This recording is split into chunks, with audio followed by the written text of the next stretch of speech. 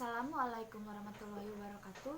Nama saya Fitria Widiani dari kelas 12-2.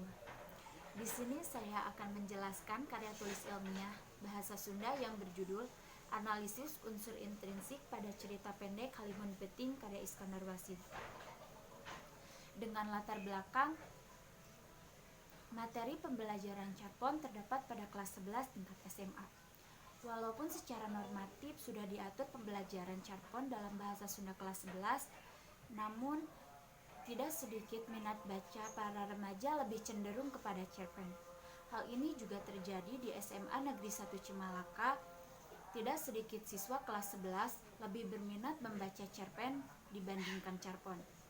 Berdasarkan data dari Perpustakaan SMA Negeri 1 Cimalaka, dari bulan Juli sampai dengan Desember 2019 dengan perbandingan 43:1, nampak jelas bahwa minat Carpon lebih rendah dibandingkan cerpen. Dapat dikatakan bahwa minat baca akan berbanding lurus dengan menelaah unsur intrinsik Carpon. Berdasarkan data itu, penulis tertarik untuk menelaah lebih dalam unsur intrinsik Carpon. Berdasarkan uraian latar belakang di atas, penulis merumuskan masalah sebagai berikut. Pertama, bagaimana uraian cerita pendek Halimun Peting karya Iskandar Wasid?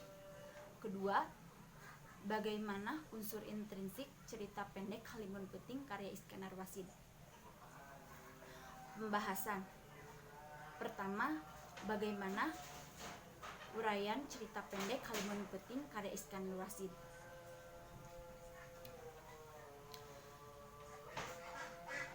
Bulan tidak terang karena terhalang oleh awan. Ada seorang ayah yang bernama Kardana. Kardana baru saja keluar dari penjara. Kardana berniat untuk ke rumah ibunya untuk membawa sang anak yang bernama Mia. Di sepanjang perjalanan, Kardana merasa marah atas kesalahan sang mantan istri yang telah mengecewakannya. Sampailah Kardana di rumah ibunya. Betapa terkejutnya ibunya Kardana melihat Kardana. Dipeluklah Kardana. Lalu sang ibu bertanya atas perasaan Kardana, bagaimana sekarang perasaanmu kepada sang mantan istrimu? Kardana sangat marah dan kesal. Kardana masih tidak bisa memaafkan kelakuan sang mantan istrinya yang telah mengecewakannya.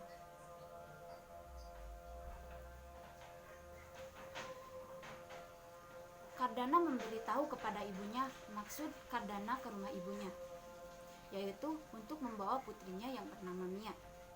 Namun, sang ibu melarang Kardana untuk membawa putrinya itu, karena jika dibawa, ibunya nanti akan sendirian di rumah. Namun, Kardana bersikeras untuk membawa putrinya. Di sisi lain, putrinya sudah tertidur karena sudah malam. Lalu, Kardana menemui putrinya di kamarnya. Mia terbangun dan menemui sosok Kardana. Mia memeluk erat Kardana. Lalu digendonglah Mia. Di sepanjang perjalanan, Mia melihat ke arah bulan. Lalu berbicara, "Ayah, apakah kita akan bersama ibu?" "Ayah, Mia ingin sekali tidur bersama ibu." Tapi Kardana tidak menjawab. Kardana terus terdiam.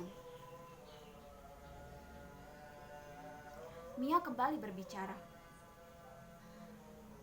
"Ayah, Mia sayang ibu. Apakah ayah sayang ibu?" Kardana terus terdiam. Kardana bingung. Kardana harus menceritakan apa kepada sang putri Mia. Kardana terdiam, dan sang anak pun terdiam sambil melihat ke arah bulan. Yang berikutnya, bagaimana unsur intrinsik cerita pendek Halimun Puting karya Iskandar Wasid. Yang pertama, tema cerpen Halimun Puting karya Iskandar Wasid yaitu tentang sosial kemasyarakatan. Dalam suatu lembaga yang disebut lembaga pernikahan, yang di sana diikat dengan sebuah komitmen, namun salah satu pihak lain melakukan pelanggaran yang mengakibatkan kekecewaan dan perpisahan. Yang kedua, tokoh pada cerpen Halimun Puting karya Iskandar Wasid. Yang pertama, tokoh protagonis yaitu Kardana sebagai tokoh utama. Yang kedua, ibunya Kardana. Yang ketiga, Mia. Tokoh antagonis yaitu Kulisidesa dan Atikah. Tokoh figuran yaitu Amung. Watak pada cerpen Halimun Puting karya Iskandar Wasid yaitu yang pertama, Kardana. Kardana adalah pemeran utama. Kardana memiliki sifat yang sangat penyayang kepada anaknya. Yang kedua adalah ibunya Kardana. Ibunya Kardana adalah seseorang yang sangat penyayang. Yang ketiga adalah Kulisidesa. Kulisidesa adalah seseorang yang sangat takabur dan pemarah. Yang keempat adalah Amung. Amung adalah warga sekitar yang selalu mengingatkan agar tetap waspada. Yang kelima adalah Atikah. Atikah adalah mantan istri Kardana yang telah mengecewakannya, namun Atikah merasa sangat bersalah atas kesalahannya. Lalu yang terakhir adalah Mia. Mia adalah anak dari Kardana dan Atikah. Mia adalah seorang anak yang sangat menyayangi kedua orang tuanya. Lalu yang keempat adalah latar. Latar pada cerpen Halimun Puting karya Iskandar Wasid yaitu latar tempat yaitu di Lembur, di Pabelah Tangkarandu, di rumah ibunya, dan di tepas rumah. Latar waktu yaitu malam hari dan sore hari.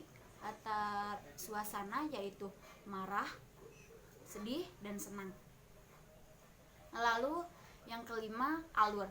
Alur pada cerpen Halimun Puting karya Iskandar Wasid yaitu menggunakan alur campuran karena Kardana selalu teringat akan kejadian sang mantan istri yang telah mengecewakannya. Yang keenam, sudut pandang. Sudut pandang pada cerpen Halimun Puting karya Iskandar Wasid yaitu menggunakan sudut pandang orang ketiga karena pengarang atau penulis menceritakan dengan menggunakan kata ganti dia dan nama-nama tokoh. Amanat pada cerpen Halimun Puting karya Iskandar Wasid yaitu jangan selalu menurutkan hawa nafsu yang akan mengakibatkan ke hal-hal yang tidak diinginkan seperti penceraian yang akan mengakibatkan broken home. Selalu memaafkan kesalahan seseorang meskipun kesalahan itu sangat menyakitkan hati. Jangan memiliki sikap yang pemarah dan mengambil keputusan dengan seenaknya. Selalu menjaga keluarga apapun yang terjadi. Berdasarkan bab sebelumnya, penulis menyimpulkan bahwa pertama, uraian cerita pendek Halimun Puting karya Iskandar Wasid menceritakan di mana pemeran utamanya adalah Kardana itu sendiri. Kardana setelah lepas dari penjara, ia langsung pergi ke rumah ibunya untuk membawa putrinya. Namun di sepanjang perjalanan Kardana merasa marah karena kelakuan sang mantan istrinya yang telah mengecewakannya.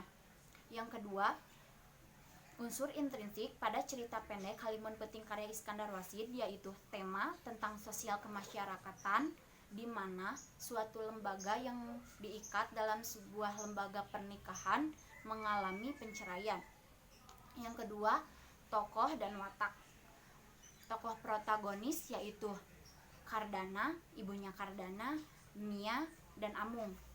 Sedangkan tokoh antagonis yaitu Atikah dan Kulisidesa. Latar tempat yaitu di Lembur, Pabelah Tangkarandu, di rumah ibunya dan di tepas rumah. Latar waktu yaitu pada malam hari dan sore hari. Latar suasana yaitu marah, senang, dan sedih. Yang selanjutnya adalah alur. Alur menggunakan alur campuran. Sudut pandang menggunakan orang ketiga.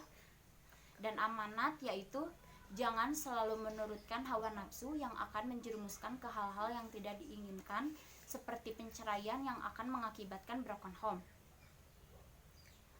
Sekian penjelasan karya tulis ilmiah. Mohon maaf apabila ada kekurangan. Wabillahi taufiq wal hidayah. Wassalamualaikum warahmatullahi wabarakatuh.